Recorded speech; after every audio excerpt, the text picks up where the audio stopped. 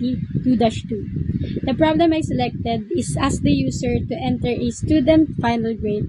If the grade is 75 or higher, the program displays pass. Otherwise, it displays failed. My algorithm starts with asking the user to input the student's final grade. Next, the program checks whether the grade is greater than or equal to 75. If the condition is true, it displays pass. For example, so we're going to put some final grade. For example, 75 or higher than 75. So it shows pass. Kagaya ng sinabi ko din kanina. So next, if the condition is false, it displays failed. Finally, the program ends. So try naman natin ngayon yung failed.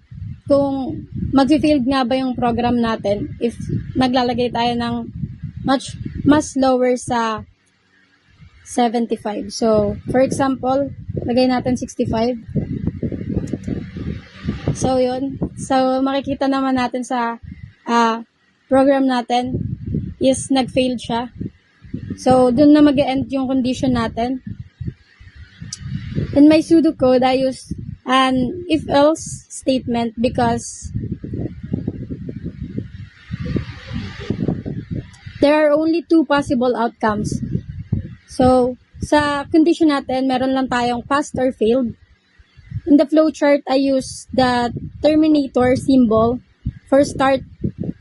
So, makikita natin yung oval shape. Tsaka sa end, ganun din po.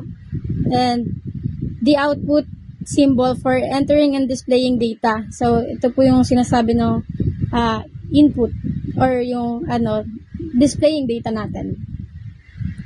Next, the decision symbol. Itong diamond shape natin to check whether the data or the grade is at least 75, and arrows, syempre, to show the sequence of the program.